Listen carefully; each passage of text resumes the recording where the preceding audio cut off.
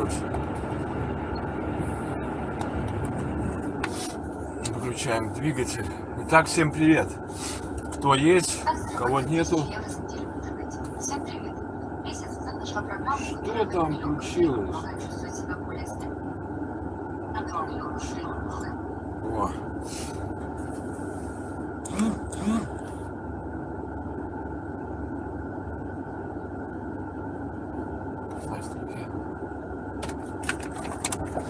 Hello? Hello? No. I stay here till Tuesday. No, it's closed. It's closed. Yeah, everybody go home till Monday. Oh, work finish it because There's somebody. No, I didn't know. Ah, yeah, okay. Maybe something happened, no? You can check. Окей. Итак, добрый вечер, друзья мои. Не знаю, как видно. Видите, я сейчас в машине, в другой машине. Приехал security какой-то. Я нахожусь в автосервисе. Сейчас не буду переключаться. Мне в первую очередь интересно, как видно, слышно. Дайте знать, там, как обычно, плюсиками. Так, надо чат настроить. Да, потому что я... по ходу я вот смотрю на свой на комп и вижу, что вроде как все в порядке, но я не слышу звук, хотя я могу сейчас включить звук. Но тогда будет вроде есть звук, да? Поставьте там, кто если видит, то 2 плюсика, если видно и то, либо 1 плюсик. Стрим будет небольшой. Как обычно, да, я говорю, что небольшой, а по факту получается чуть ли там не на 1,5 часа. Может, экран увеличить? Да, не увеличивается. Не увеличивается. Не надо. Видно и слышно. Скажите, ребята, откуда вы? Виталий, я так понимаю, коллега, да? Из Ахалы. Виталий, здорово. Я так понимаю, сейчас меня будет смотреть в основном Латвия и те, кто сейчас в Финляндии. Вот. Кто со мной не знаком, могу рассказать коротко о себе. Зовут меня Олег. Недавно я уже 6 недель работаю в Ахале. Сразу попал на длинномер. Что для меня было, в принципе, большой неожиданностью, ребята. Шоком, стрессом. Короче, как это говорится, полный фарш, который может быть человеком в моем возрасте. Я напомню, мне уже 56 лет. По большому счету я ехал. Надеялся, вернее, как оказалось, что еду на полуприцеп. Оказалось совершенно не на полуприцеп, а на длинномер. Вот, начал работать, вроде еще такая погода была, но сейчас, последняя неделя для меня она шоковая. Отлично, хорошо, спасибо, видно и слышно. Меня тут спрашивали, немножко быстренько расскажу о себе, как я попал когда-то в моря. Напомню, я когда-то 20 лет в морях отработал. Ничего в этом такого таинственного нету, обычная судьба. После армии поступил в Рижскую мореходную школу, завершил ее. Ушел в море, работал матросом-электриком, работал на рефрижераторных судах, потом работал на грузопассажирах, работал на ферри, в частности на Финландсе, работал уже боцманом, Финпал, Финмил, потом работал на Irish Ferry, начинал в латвийском пароходстве, потом в Ханзе. Финлайнс это был от Ханзы, потом, что там у них происходит такое? Потом работал на Irish Ferry, на самом большом, между Даблином и Холлихедом, это Англия, и между ними еще была Кандина, работал между Францией и Ирландией. Вот, завершил свою морскую карьеру, можно сказать, на Irish Ferry, уже будучи кватермастером. Это человек, который работает, если вы ходили, который грузит именно пассажирские машины, да, в основном, и является рулевым, да. Конечно, там на Irish Ferry было трудно, откуда вот у меня познание английского языка именно оттуда, потому что там было запрещено вообще общаться в присутствии комсостава и пассажиров на русском языке. Там доходило до того, ребят, я быстро рассказываю, просто чтобы перейти. Там уже, честно говоря, сны снились на английском языке. И там было все очень строго по технике безопасности, 3 ворнинга и домой. И каждый понедельник, как вспомню, там компьютерный тест избирательно компьютер указывал кого и алкотест, да. Если алкогольный тест показывает хотя бы чуть-чуть промилле, то все, до свидания домой за свой счет. И ты улетаешь, и прилетает твой сменщик за твой счет. Как-то так. Вот. И когда я уже ушел с морей, потому что надо было оставаться дома, дети росли, и меня попросили, я еще немножко поработал летом на Сканлайнсе, и в частности на Урде, и на Урде я работал. И вот когда я иду с Травемунде на пароме, да, то там встречаю ребят с моего экипажа, которые идут мне навстречу, даже постоянно дают по возможности каюту без соседа. Вот, потом, когда закончил карьеру в море, работал в такой компании, как Балтиком, дошел до руководителя отдела по строительству телевидения и интернета, так что мне вот эти вот все фишки интернетовские, медиа, они знакомы. Но мне все это надоело, офисная работа, Ригу построили. Я уж решил начать уже чем-то другим заниматься, ушел в троллейбус. Поводил троллейбусы почти 3 года, но там получилась проблема с моим каналом. То есть кто-то из пассажиров пожаловался, что типа водитель едет, что-то обсуждает, там снимает людей, которые идут по улицам, короче, бред. А я уже начал учиться на категорию С, хотел получить автобусника, перейти в Рига с Атексом и водить автобусы. Но понял, что если мне запрещают снимать, правда, они потом мне говорили, ты можешь снимать, но только на государственном языке. Я сказал, ребята, вы что, мне за это платите деньги, что ли? Нет, ну поскольку уже начал обучаться на С, сразу обучился и на СЕ категорию, и ушел в дальнобой, начал работать в компании Хестеркамп. Кому интересно, может посмотреть все мои шаги начальной работы. Извините, что я отвлекаюсь туда, смотрю, я не понимаю, что там происходит. Security приехал, что-то там бегают, ищут. Кого-то ищут, я не знаю кого. И вот в итоге оказался в Ахале.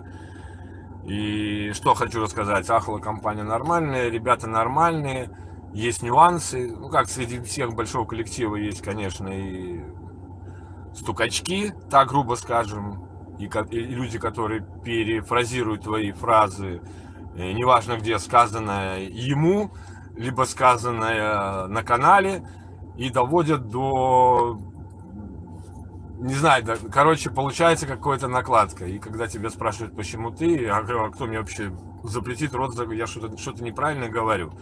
Честно говорю, мой канал никогда мне не проплачивался, и ни в Хестеркампе, нигде бы я не работал. Я говорю то, что вижу, то, что думаю, и не собираюсь никогда говорить по заказу, по желанию. Если кто-то на меня обижается, то это его проблемы, потому что я рублю правду матку. Не может быть не столь грубо, как мог бы и как хотелось бы порой, но говорю как есть. Так, ребята, а теперь перейдем к делу, почему я оказался в автосервисе Scania. И как видите, я в кабине, но не своей, а ну хоть так, грубо говоря, в тепле, как бы сказать, в тепле и согрет, и сытым буду, и, правда, сейчас закрылась, там кофе-аппарат, но у меня свой аппарат есть. Итак, если вы смотрите за моим каналом, так, мне там приветы передают. Арвид, чао, Вецейс, привет, Арвид. Виталий, я уже сказал привет. Вот я тут просто смотрю, справа у меня идет чат. Вот, так что вот так. Итак, эта неделя у меня началась очень ужасно. Сначала изначально я приехал на выгрузку вот там, где Виталик выгружался, но Виталик решил идти через частный сектор, а я пошел по кругу и получил то, что получил. То есть, если вы смотрели видео, где встал в горку, вот это было первое видео из той серии моих злоключений на этой неделе. И хорошо, что я ушел вправо, а не влево. Ушел бы влево задом, то я бы здесь бы не сидел, это точно, блин. Не знаю, где бы я был, наверное, я был бы в госпитале, вот честно вам скажу. И объясню сейчас почему. Ситуация такая, что у меня машина пошла вправо и уперлась в обочину. Влево был овраг и лес. Когда мне прислали эвакуатор, это был эвакуатор, есть видео про цирк.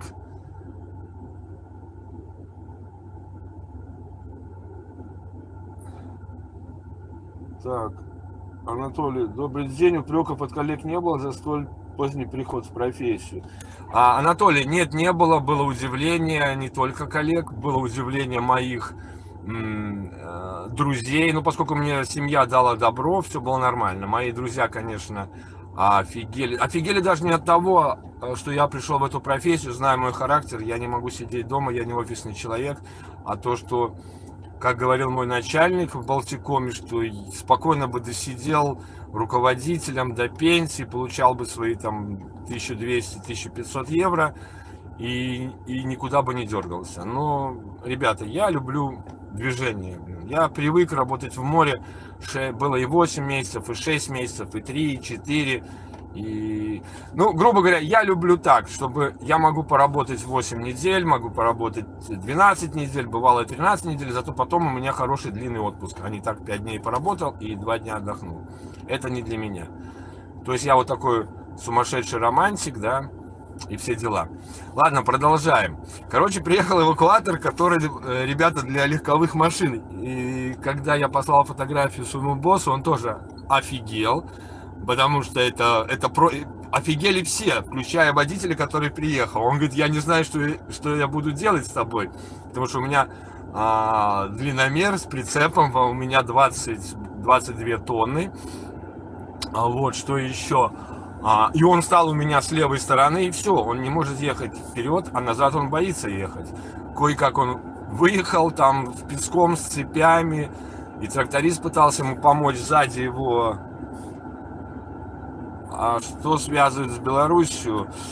Что связывает с Беларусью? Понимаете, по отцу я белорус, супруга моя родилась в Беларуси, хотя ее родители уже жили в Латвии. Просто мама поехала на Новый год, сделала новогодний всем подарок. И у нее, кстати, 1 января день рождения.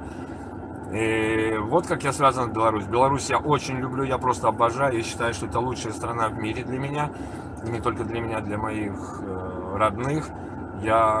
Понимаете, как бы, когда первый раз я приехал в Беларусь уже в возрасте, да, и к жене в деревню, я почувствовал себя, что именно это и есть моя родина, это земля, где мои корни. И каждый раз, когда я уезжаю из Беларуси, я уезжаю просто со слезами на глазах. И вот сейчас мы получили наследство, вернее, мама Наташина получила наследство, переоформила дарственную на супругу.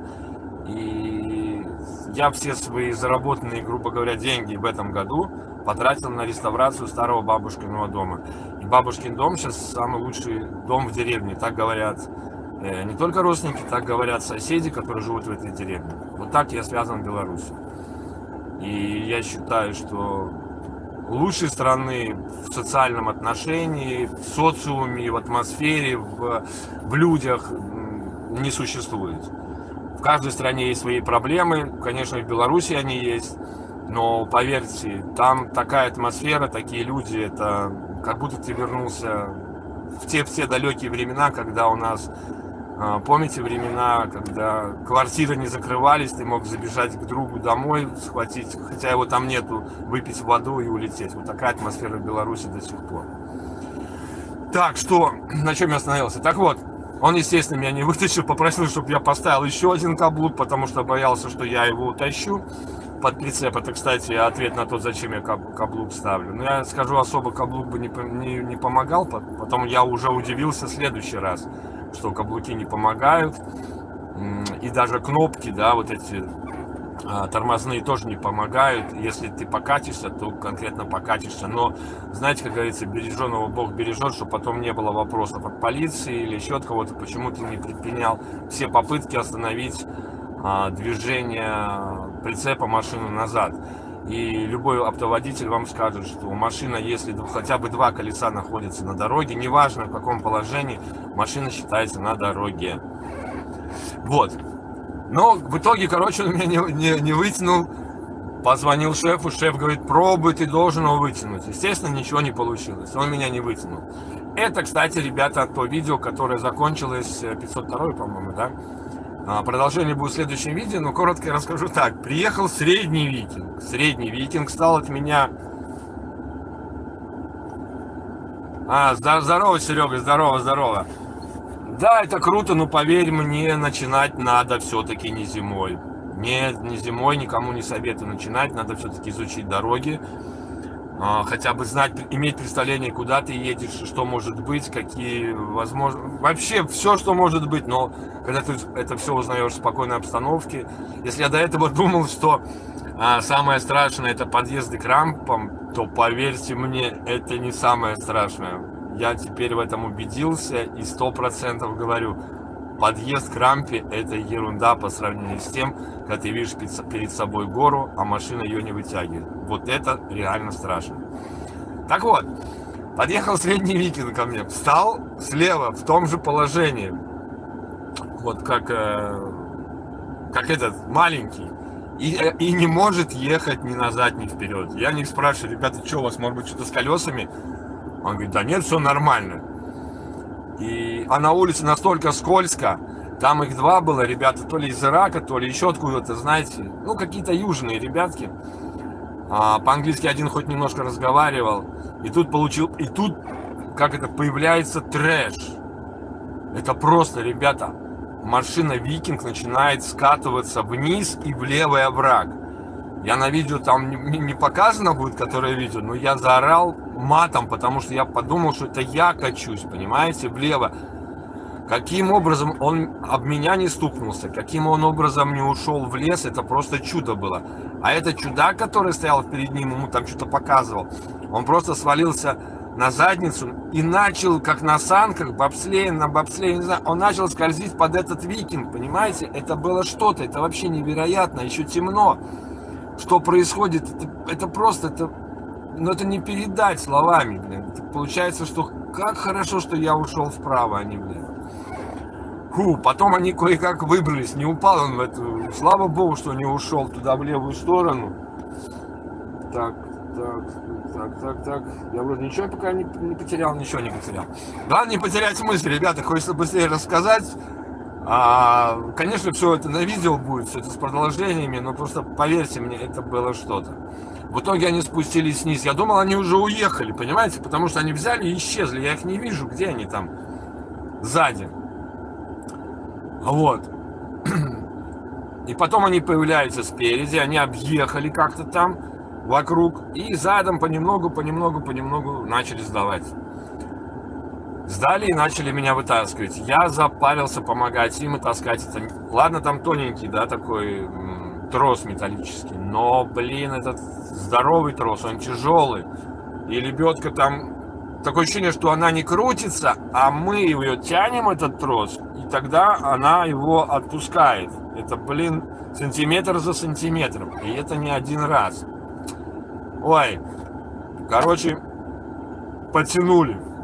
Вытащили меня из этого кювета или обочины, не знаю, как это называется правильно. И начали понемногу меня вытаскивать. Мне этот говорит, давай там немножко ходу, давай немножко ходу. Но машина не идет. Какой-то, получается, там не просто склон, я думал, там склон, да, и все. И все, прямая. Нет. Он изначально был такой крутой, а потом он пологий, где-то метров 500 вот таким образом меня вытаскивали. А я до этого приезжал чудак, этот литовец, на который объект, вот Виталий был там, и я потом, куда и я ехал. Мы с ним поехали, посмотрели дорогу, он говорит, ты сейчас там не проедешь, потому что там идет ремонт, экскаваторы перерыли. Так-то фуры там проходят. Вот, еще подъезжал тракторист и говорит, ты, парень, говорит, не переживай, говорит, ты не первый. 2 года назад, я такой не помню, он говорит, 2 года назад ушла машина в лес туда задом, либо 2 года назад тут постоянно вот так все застревали, вот так, в этом же месте и вот в этот же овраг. Ну, конечно, мне от этого легче не стало, но, блин, значит, я не первый.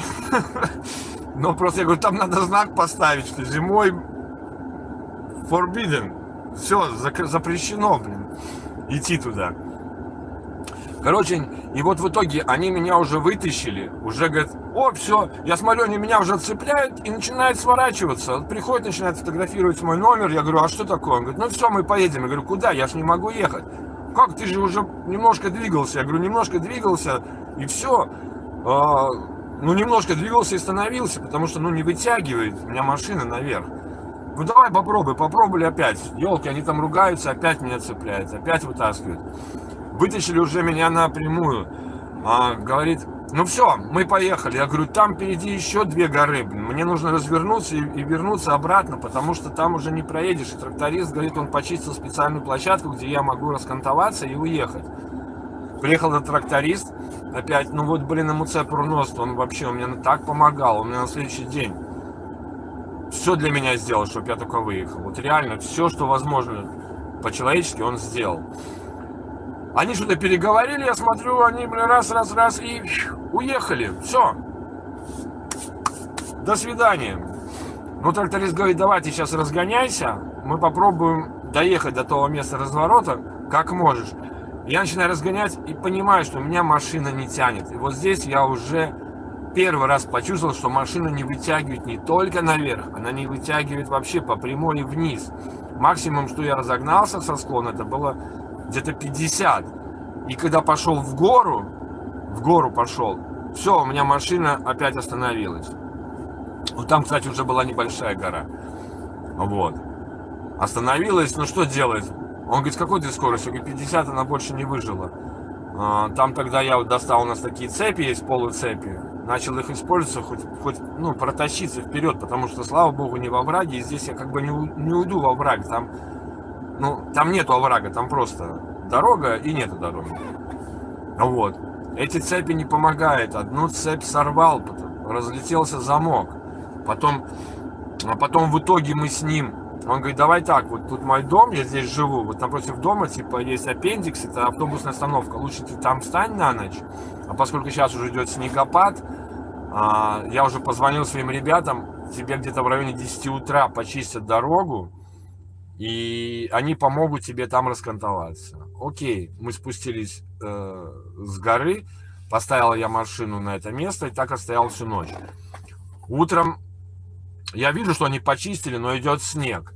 И этот чудак выходит, там чистит лопатой, подходит, говорит мне, ладно, ты, говорит, стой, не двигайся, в 10 часов я возьму трактор у своего сменщика, еще раз почищу тебе дорогу, потом съезжу за песком и буду посыпать. Так он и сделал. Но более того, он вызвал своих друзей, ребят, я не знаю, дорожников или кого, они помогали, они перекрывали трафик, чтобы я ехал по центру дороги, по центру, и когда я буду кантоваться, чтобы машины не мешали, потому что странно, он говорит, я думал, что трафика не будет после 10, потому что последний школьный автобус уходит в районе 9 и будет свободная дорога, но этого не происходило, я вам скажу, трафик был достаточно сильный, и вот эти дорожники, они перекрывали дорогу, когда я гнал, просто гнал, разогнался и пошел до места раскантовки. На месте раскантовки уже образовалась пробочка такая нехилая, как оказалось потом, я смотрел. Мы раскантовались, даже больше скажу, он мне помог раскантоваться, потому что, говорит, я знаю это место, я здесь живу, я работал на таких же машинах. И он сел, раскантовался, и опять дорожники начали впереди, остановили движение, чтобы я погнал, и вот в том месте, где я остановился, чтобы я вот там приостановился, и они там посыпят дорогу песком на гору, потому что там вот я поеду вниз и потом наверх, и тогда, чтобы я погнал. И вот тогда, благодаря им, я выскочил с этого места. Казалось, уже все, ребята, я выскочил. Мне нужно ехать на это место, мне диспетчер прислал, куда мне ехать и как мне ехать. Приехал опять этот литовец и говорит, тебе нужно развернуться. Я говорю, в смысле? Надо вот туда обратно ехать. Я говорю, а почему? Говорит, потому что там дорога перекрыта. А в чем дело? Говорит, потому что снегопад, гололед, много аварий. Ладно, я поехал вперед, развернулся, ребята. Я вернулся в то место, уже только в другую сторону, а там гора, и я в нее войти не могу. Просто не могу войти. И он говорит, блин, а что делать? Я говорю, надо возвращаться туда опять, где я стоял, но не доезжать до этого места, там есть школа, и я видел, потому что я там гулял и смотрел, там есть место, где можно развернуться. И тогда я уже на свой страх и риск уже начал возвращаться, и там возле школы зашел в поворот на разворот, ну как обычно бывает, в этот момент заезжает какой-то из родителей за детьми, и я встал. Хорошо, у меня был песок, я себе там подсыпал, откапывал на глазах у всех школьников. Ой, как сейчас помню, ребята, это было что-то. Короче, развернулся, поехал в обратную сторону, там перед горой. Нет, поехал в обратную сторону и уже не могу выехать на трассу. Какая там, 4-ка, по-моему? На трассу не могу выехать на повороте. Трафик идет, я разгоняюсь, а машины не останавливаются. Ну, блин. Этот тракторист подъезжает, говорит, не дают. Я говорю, нет. Он говорит, ну ты вправо попробуй. Я говорю, и вправо не дают. Так начали регулировать там, и, короче, выехали, развернулся, и вот каким-то образом я приехал на эту стройку. И главное, мы едем, он говорит, слушай, у тебя адрес есть? Я говорю, в смысле? Ну где, говорит, куда надо ехать? Я говорю, так ты же знаешь, это же твой объект. Он говорит, я не знаю адреса, я знаю дорогу, а дорога вот там, куда ты не смог забраться. Ой, блин, я на ходу передаю ему адрес, эту точку. Он говорит, ну все, ладно, едем. Говорит, ну я, говорит, боюсь, что мы там в одном месте ты можешь застрять, если тебя какая-нибудь машина притормозит. В итоге, а потом говорит, ну я еще не знаю, как ты будешь оттуда выезжать, потому что там сейчас лед и снег просто. И я вот заехал на территорию, меня выгрузили. Говорит, ну ладно, тебе, говорит, помогут. Окей, помогут. Ну я вижу, там трактора ездят. Хотя до этого он тоже туда ездил, пытался с трактором договориться, но они не поедут, потому что они только на территории могут ездить. Ну, короче, так, меня выгрузили, и все свалили домой. И я один стою, и никак, ни туда, ни сюда. Кое-как там машину выпрямил, а выехать не могу. Звоню ему, он говорит, ну, я сейчас попробую позвонить, посмотрим, что будет. В итоге перезвонит мне, говорит, короче, никого нету, стой до утра. Вот, и как итог, я достоял до утра. Еще снега присыпало, короче, все очень здорово, очень здорово. Вот Виталий там оттуда выезжал, он говорит, что он на полуприцепе, он час выезжал, блин, да, как вспомню, это что-то такое. Короче, трактор меня подцепил задом, меня вытащил на дорогу напрямую, уже безо льда, и тогда я просто погнал через этот частный сектор. Только думал, чтобы никто ни навстречу, ни передо мной не вышел бы из поворота, потому что я встану, и тогда уже мне придется, я не знаю, опять кого-то где-то искать. В итоге я выскочил на трассу и пошел на погрузку. Приезжаю на погрузку, останавливаюсь на ровной площадке, вот просто на ровной площадке. Снега нету, ну, утрамбованный снег, да, грубо говоря. Пошел узнать, куда мне ехать, мне сказали, тебе надо дальше ехать, а я ехать не могу. Я нажимаю, а у меня машина назад едет. Там, ну, ровно, видно, чуть-чуть маленький склон, у меня просто машина двигается назад. Местный тракторист мне приехал, песком мы там обсыпали, короче, доехал я до погрузки. Загрузился, выехать опять не могу, опять песком, опять выехал. Выехал, тогда уже погнал в сторону Васы.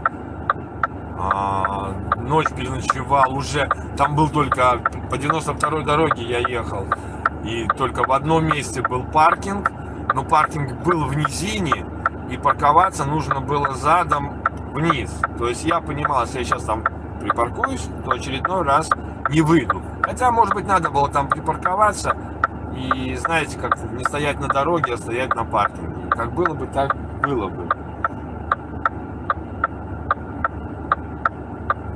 Вот. Ну да, Виталий, ты говорил, что ты плохо выезжал. Выключил я поворотник, Дэн. Это не поворотник, это аварийки работают. Дэн, привет. Вот Дэн, такой чудак. Если бы не Дэн, я бы, блин, не знаю, я бы уже закрыл машину и пошел бы нафиг домой пешком. Честно, если бы не Денис, это, блин, вот человек цепур нос, блин, с меня, блин, хороший коньяк. Вот. И я тебе его передам, обещаю. А вот, что еще? Ну, короче, я переночевал в кармане кармане. Да, я понимаю, что это чревато, но погода была такая. У меня там все равно оставалось 15 минут, а ближайший паркинг там по навигатору был где-то километров через 40. И то это была заправка, которая находится в маленьком поселке, а я уже такие две проехал. Там, ну, туда даже если заедешь, то снесешь крышу на заправке. Короче, я переезжал на этом паркинге и пошел уже на вас. И вот получилось, первая гора, я ее не взял, остановился, и опять начался трэш. Я остановился, у меня машина не идет. Шлифуешь, шлифуешь, шлифуешь, шлифуешь, она не идет, и все. И вот это шлифование по совету мне, короче, сыграло злую шутку, как я понимаю. Потому что, короче, я там стою, блин. А спереди, ладно, сзади машины видят, что я стою на склоне, да, аварийки, все дела. Я сначала там поставил этот знак аварийный, потом его перенес вперед, потому что оттуда вылетают не только легковые машины, оттуда вылетают фуры. Одна фура несется, и еще мне, блин, бибикает, блин. А что я могу сделать? Потому что... Так.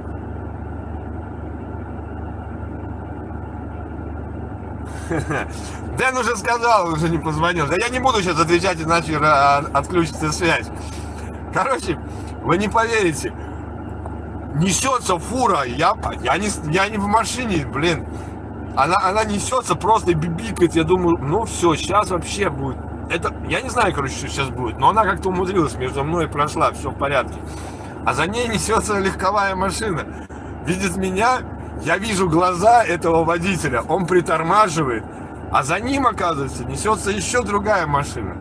Этот притормаживает, хотя, я не знаю, он мог спокойно, ну, катиться, блин, потому что я же не на встречке стою. Он проходит, а чудак, который за ним, уходит во враг в левую сторону. Я, блин, прибегаю, говорю, все в порядке? Он, да, я говорю, а что случилось? Говорит, а фиг знает, я чуть притормозил, и меня начало вилять. Блин, я как там грохнулся, я думал, что я там руку сломал, блин, и бедро, блин, до сих пор болит. Ну, короче, нормальный такой чудак, блин. Швед улыбается, говорит, офигеть, блин. А если, говорит, я в тебя бы поехал? Я говорю, я не знаю, блин, честно. Я говорю, я же там поворотник поставил, а там пошел, там такой, ну, крутой поворот и спуск. Он говорит, а, уже нету поворотника. Я говорю, как нет? Он говорит, там валяется, говорит, обломки. Он не поворотника этого, треугольника. Зашибись. Он говорит, ладно, я свой поставлю. Он только его поставил через, я не знаю, через пару минут нафиг его тоже снесли, блин. И вот пока не переехал трактор, не стал впереди меня там, да, с аварийками, и не остановилась одна фура, вот так люди и неслись. Да потом мы там уже регулировали, я и этот швед, чтобы эти ехали, эти ехали, эти ехали. Короче, приехали трактористы с песком, почистили дорогу, насыпали дорогу, впереди песок, насыпали сзади. Я задом сдаю.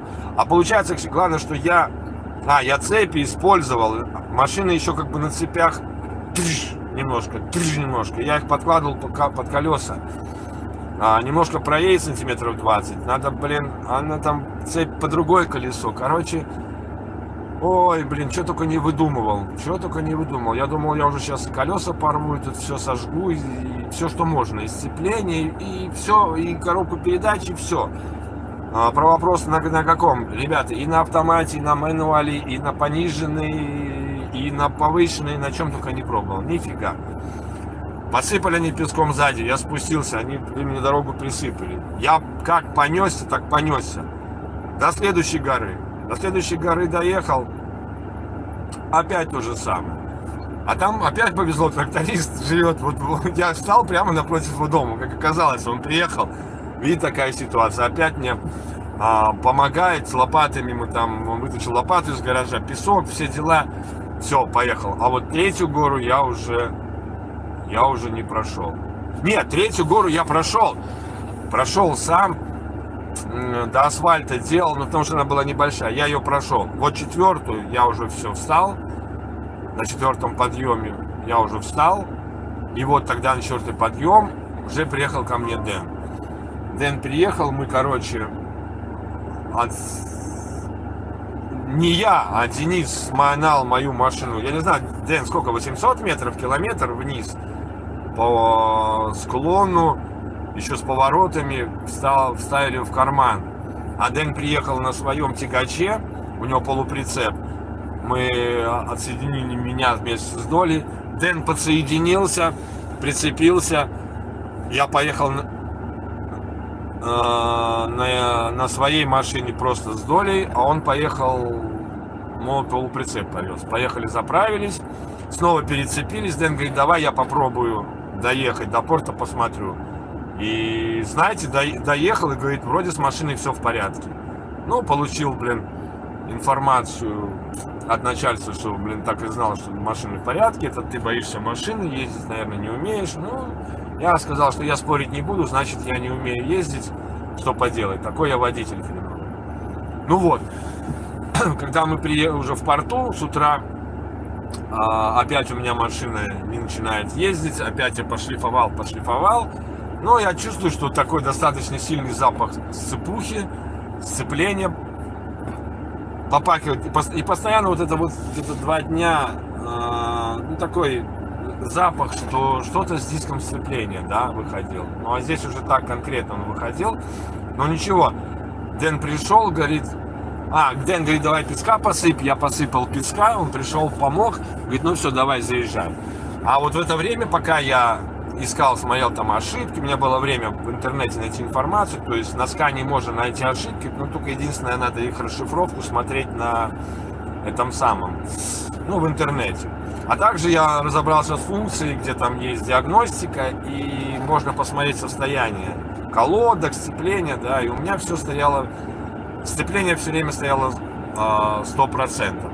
И даже когда я на паром заехал, опять посмотрел, да, нормально все, сцепление 100%. И даже перед тем, как я выезжал с парома уже в Асе, сцепление 100%. Ну, не знаю, я объясняю Дэну, говорю, вот такие симптомы. Он говорит, я тоже понять не могу, но вот сейчас нормально же ехала машина. Я говорю, ну да. Ну и вот с Васом мы вышли с парома, я доезжаю до первого поворота, который идет налево, туда в город, и я понимаю, что у меня опять не переключается скорость вниз, да, не понижается. На 7-й скорости машина просто едет и начинает останавливаться. Кое-как я вышел на этот самый, на заезд на город, и на втором светофоре я встал, и симптомы такие вот, как сейчас были. Все, я встал, говорю, Дэн, все, у меня задница, я стою. Говорит, ну как так, что там, попробуй. Ну я все пробую. И понемножку, знаете, машина поехала, мощности нету такой, но она едет хотя бы. Я уже, Дэн говорит, давай, встань на бане, я подъеду, отцеплюсь, посмотрим опять, что и как. Ну, встал я на бане, Дэн приехал, немножко проехал, и все, машина встала. Машина встала конкретно. Но Дэн остался, мы решили опять отцепиться. Может быть, удастся мне отъехать без полуприцепа. И он опять подцепится, и там уже будем решать, что и как. Но не получилось, пришлось сообщать диспетчеру, боссу, что такая вот ситуация. И ждать эвакуатор. Приехал эвакуатор. А сначала приехал, просто босс, диагностировал, что проблемы с сцеплением. А я уже вижу по этому самому, по меню, да, что у меня не просто проблемы с сцеплением, у меня типа 0. Вот. 0. Есть фотка, я фотографировал, и, 0 уже. И я чувствую, оно не цепляется, нету никакого эффекта. Фиг знает, почему мне утром подвезло доехать, это одно, и выехать с паром, это другое. Вот. Но потом приехал уже эвакуатор, меня подцепили, и вот притащили сюда, а Дэн уже привез мой прицеп туда, где стоит 45-й. Надеюсь, у него все хорошо, а то, опять очередной раз он должен был стоять, уже отдыхать, а тут получается, что из-за меня он отдых свой пропускает. Поэтому я говорю, Дэн, я должник твой, это однозначно. А что еще? Приехал в сервис, меня сразу же загнали в бокс. Я говорю, ну и когда? Он говорит, не знаю, может быть, начнем very soon, способ, как можно раньше мы начнем, но сказали сразу, что не раньше, чем понедельник, после обеда будет готова машина. Вот.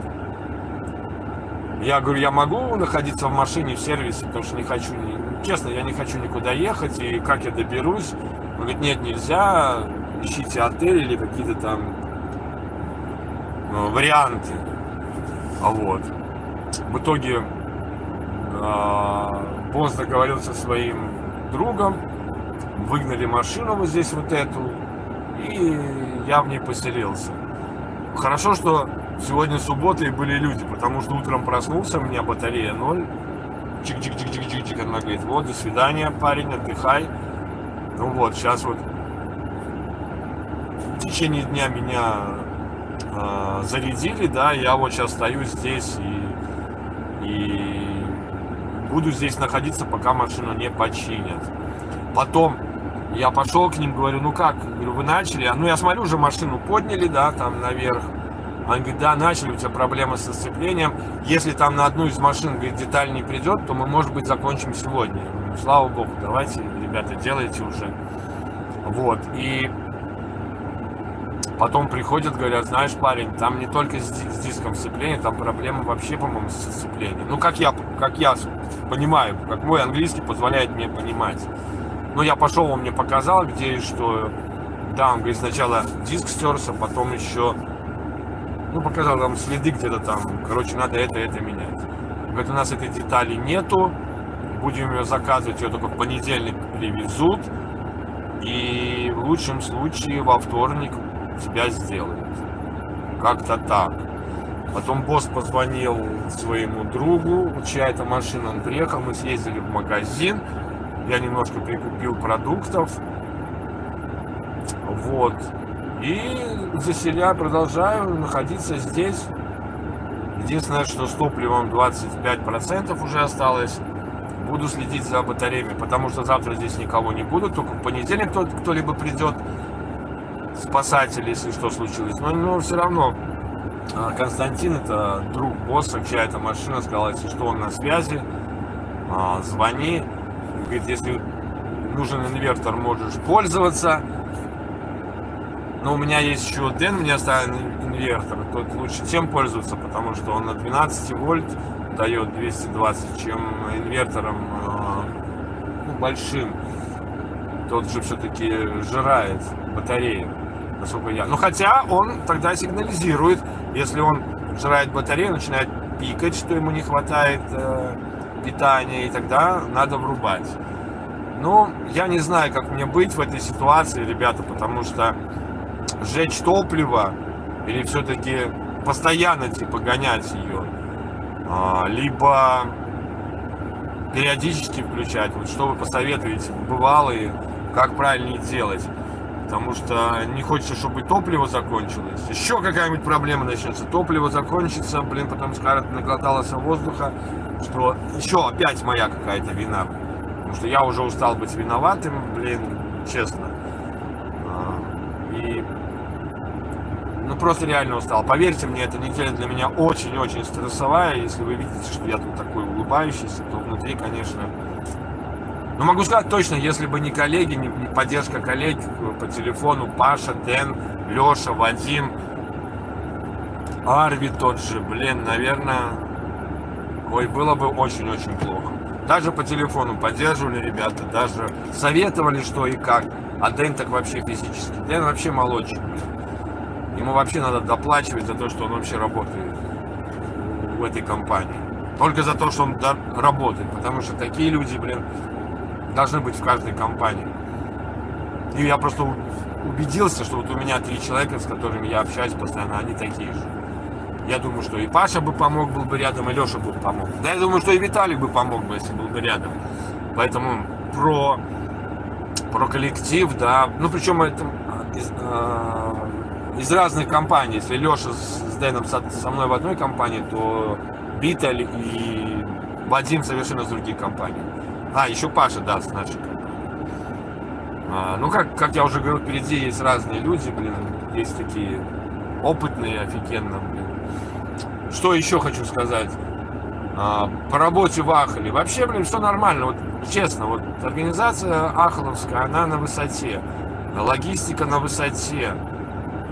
Никто тебя не тревожит, никто тебя не бьет там, блин, давай гони, давай гони. Главное, что все было спокойно, все было нормально. Вот. Машина хорошая, игру шла, вот ну вот что-то случилось. Вот. И еще такой момент. Мне тут предъявили, что я должен был заказывать сервис. Я не считаю так, что водитель должен заказывать сервис. Водитель должен информировать, следить.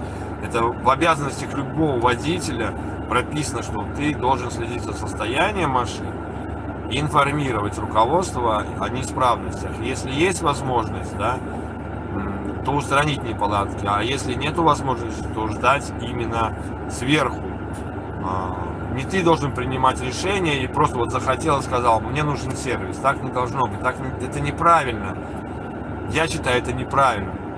Есть обязанности водителя, и там нигде не указано, что я должен требовать сервис. Я должен просто доложить о ситуации и какие неполадки я вижу. Ну, вот такая вот ситуация, ребята. И получается, теперь я буду находиться здесь до вторника. Надеюсь, выживу. И особо не простужусь, и со мной будет все в порядке. Так что, если есть какие-то вопросы, можем пообщаться еще немного. И надо мне будет отключаться. Потому что беречь надо мой трафик. У меня, по-моему, вступает это уже скоро тариф, этот, как он там, справедливость или Теле2 и биты включает. И тогда у меня получается там, блин, какие-то нереальные космические, ну, что неудивительно в нашей Латвии, суммы, цены, что ну его в баню, честно. Так, ну что?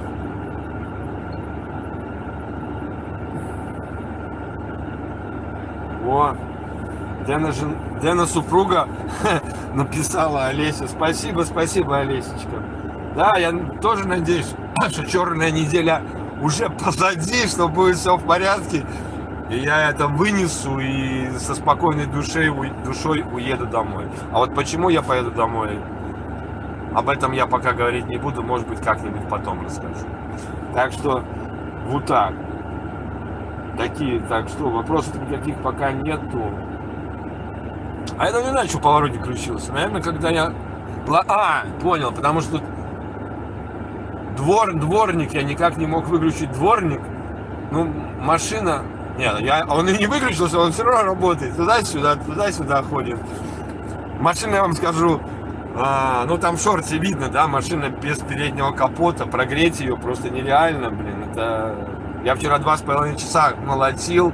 И опять же мне потом Дэн сказал, потому что я-то, ну не знаю, это север. Нужно взять вот такой вот пистолетик, и наверху там какие-то две есть такие, 2 датчика или что-то такого. Их надо не очень сильно, но продуть. В них надо подуть. И потом выключать автономку, включать автономку и ждать, когда она заведется, запустится. И вот тогда она у меня запустилась, честное слово, запустилась. И тогда я всю ночь вроде...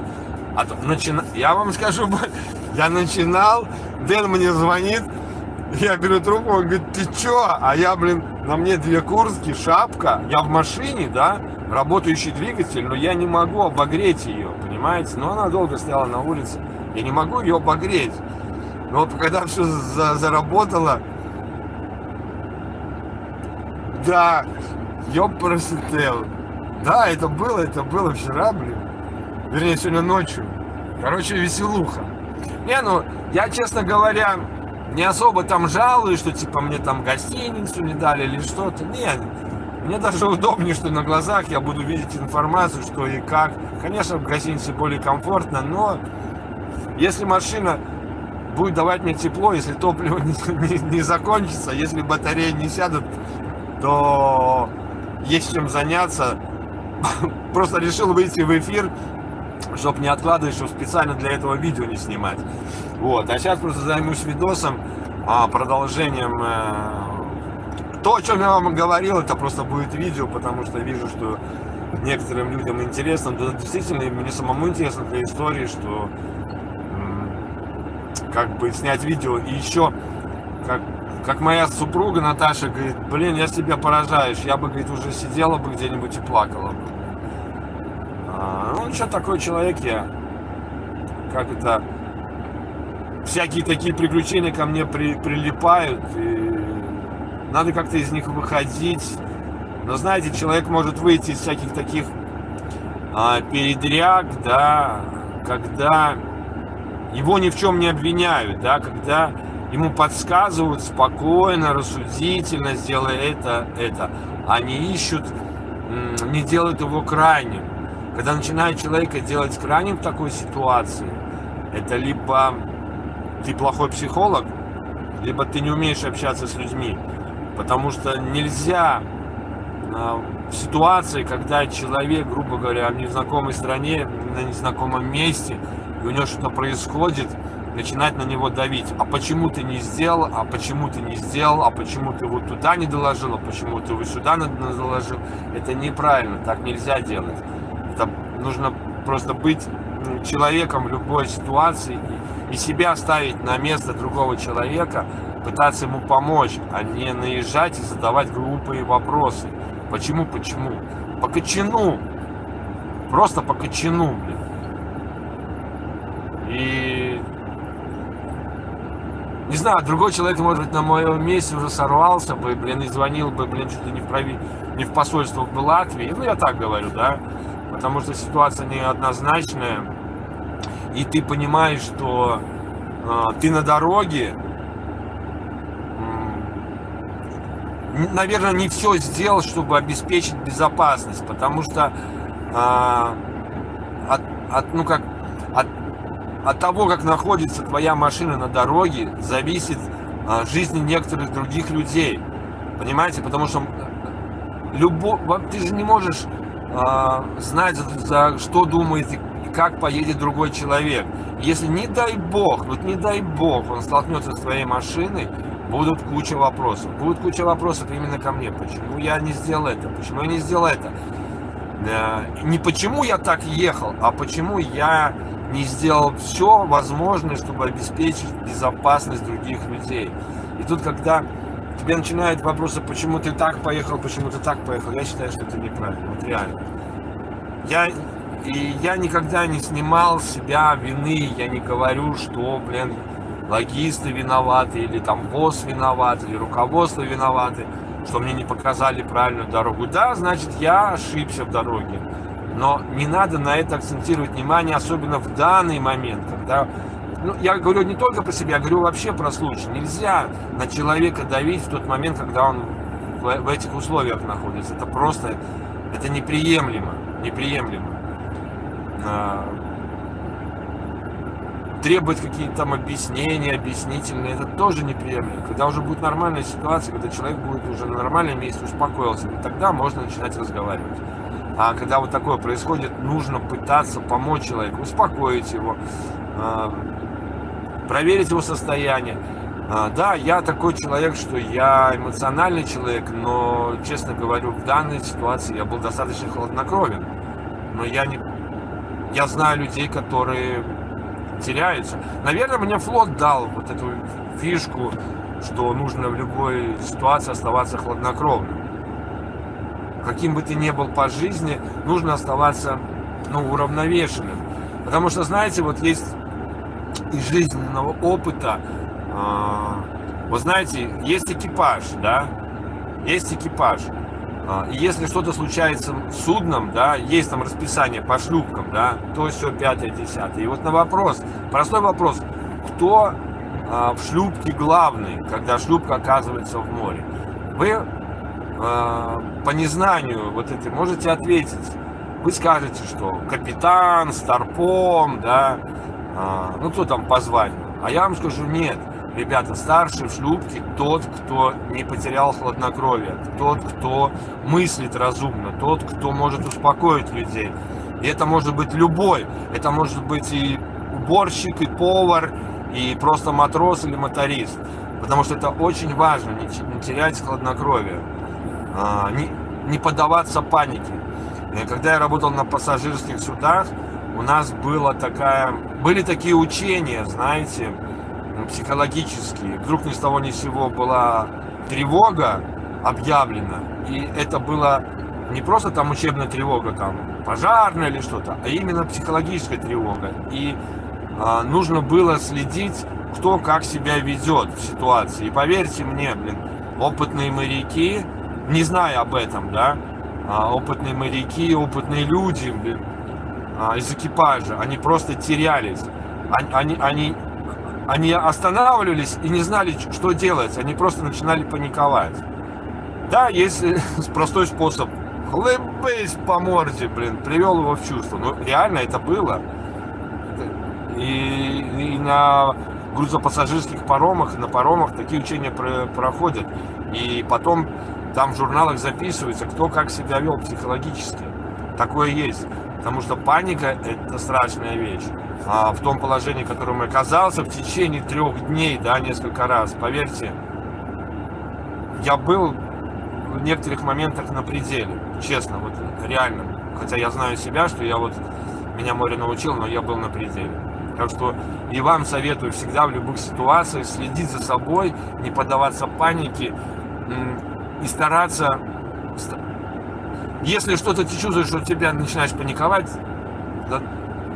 дай себе, блин, ударь рукой почему-нибудь, как вчера Дэн вдолбил рукой по железяке, блин. Вот ударься чем-то, чтобы ты отвлекся от ситуации, а тебя интересовала какая-то либо твоя боль. Вот тогда никогда не поддашься панике. Так, там что-то написали, ребят? Смотрите, Надя Иванова.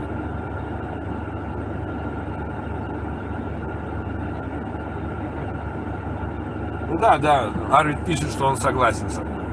Ребята, я так понимаю, вопросов больше ко мне никаких нету.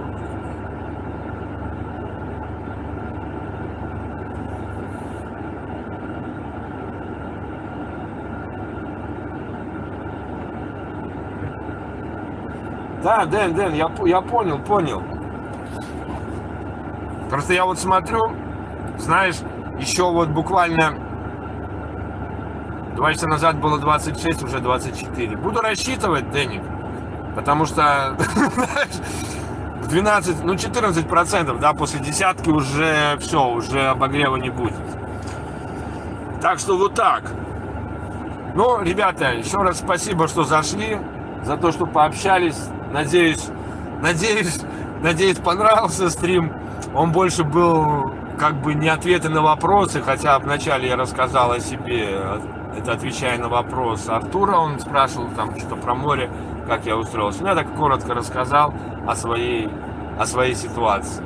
Да, и повторюсь, что даже до сих пор мои друзья, знающие меня, знающие мой характер, удивляются. Ну а кто-то не удивляется.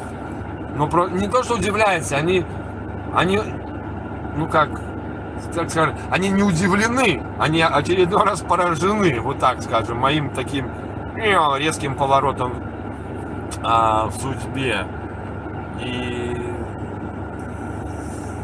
да, вот это есть. И когда меня спрашивают особенно, я не буду хвастаться, что у меня там типа супер английский, никакой он у меня не супер, тем более я его начал забывать, работая в Германии.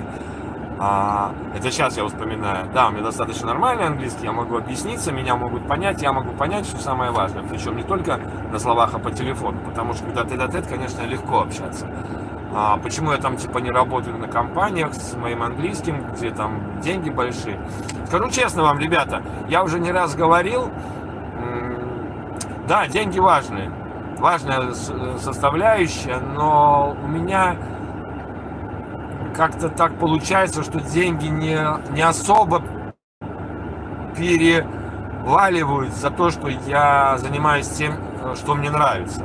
Я не говорю, что мне нравится работать на длинномерах, мне говорю, мне нравится водить большие машины, мне нравится работать дальнобойщиком.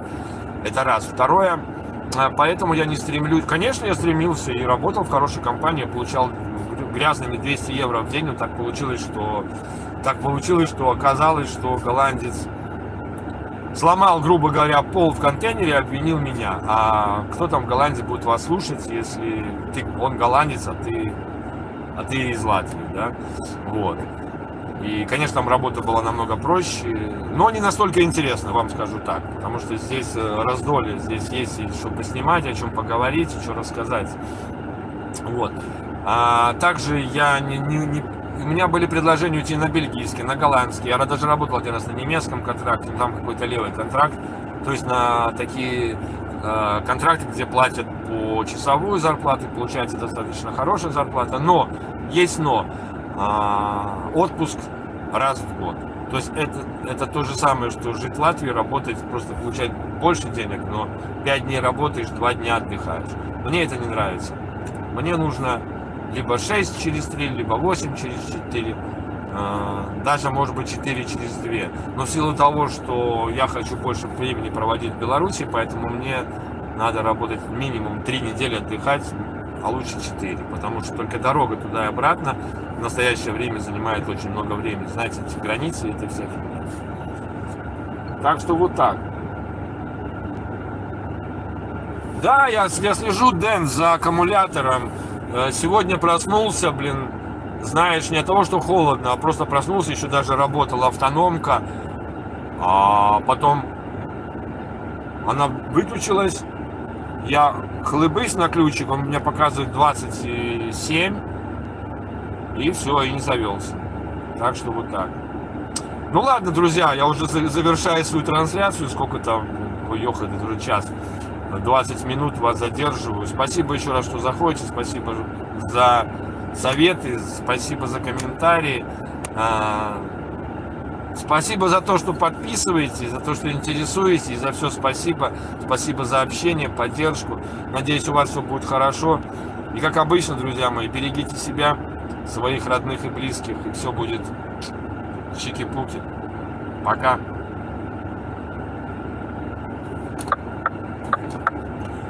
Закрываем.